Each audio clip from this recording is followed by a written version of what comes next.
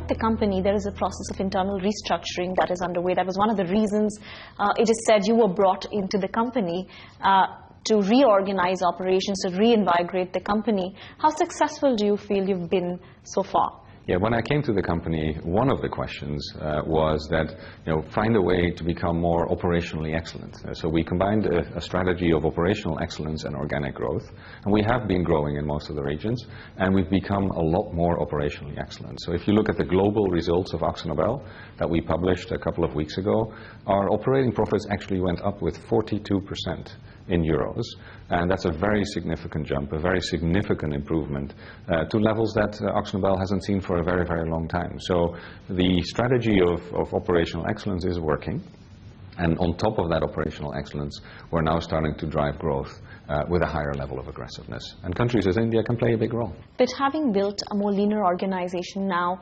are you seeing any operational efficiencies, or is it too early to comment on the new organization structure that's in place? We see clear operational efficiencies. We see better deliveries to customers. We see smarter supply chain management. We see faster decision making in the organization. And the final results, the financial results, of course, show all of these improvements coming through. So it's not just that we're working better and more efficient. It's not just that we can respond quicker to customers, but it's even visible, very tangible in our financial results that we report on a quarterly basis. The last quarterly results were the 8th consecutive quarter that AkzoNobel had an improved return on sales compared to the same quarter a year before.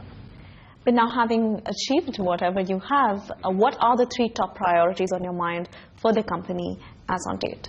Now that we've become so fit to actually, we've trained ourselves into a lean and fit organization, growth will be a very important driver for AkzoNobel. And those countries, of course, which grow themselves, we want to participate in that growth.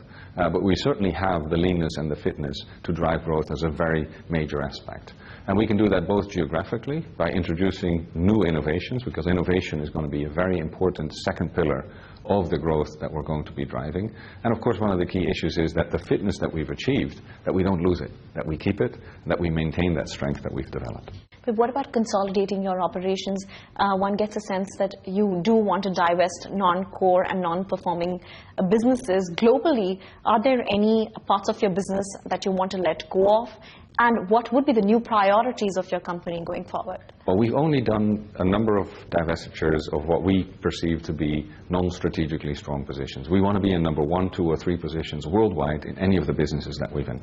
So we've actually, in 2012, we did a significant divestiture. And that divestiture was the American decorative paints business. After that, we've actually done only very small ones. So we have today very, very strong positions in many of the countries that we're in. We have very strong brands, products that are fantastic in terms of their quality, and as a result we can build on this particular strength to deliver a leading performance in growth as well. But what are the businesses that you're going to be focusing on? The 3 business areas that we have, the specialty chemicals business area, the performance coatings business area, and the decorative paints business area. Those are the 3 businesses that we as a portfolio focus on. These are 3 legs of the portfolio. They all are approximately 4 to 5 billion inside. AkzoNobel is, of course, a $16 billion company in terms of its revenue. And it's these 3 pillars that we've made fit, and it's these 3 pillars that we want to continue to focus on. We've done a lot of factory consolidations. We've done a lot of kind of optimization of the processes. And we're getting to the end of the big transformations that makes the company so ready for growth in these 3 areas of the corporation. Well, it is also being said that 75% of the world's population is now going to be living in cities by 2050. There is a Human Cities initiative that AkzoNobel has also initiated. And back home in India, we are talking about building 100 smart cities. How do you think that the 2 can actually be integrated, and what kind of role can companies like yours play in building infrastructure in India in the near future? Urbanization is a fact everywhere in the world. So indeed, in 2050, when we have 9 billion people on this earth, people believe that 75% of the people live in cities, and that's a lot more than live in cities today.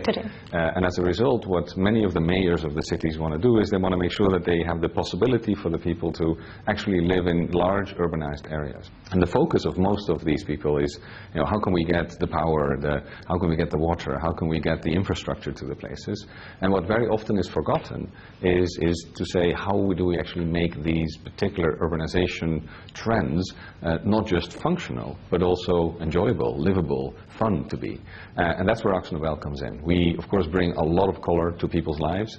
We bring enjoyment. We bring kind of a better feeling. We protect heritage when we really, together with the populations, try to make sure that the things that are old and aged and people have a very strong emotional value to, that they can actually be uplifted to something that's fun to be around and in with. So we as AkzoNobel actually contribute to a lot that makes a city more human, more enjoyable, more livable, more exciting, as opposed to just functional. And that's where the smart cities of India are actually something that matches really well with what we do on the human cities front.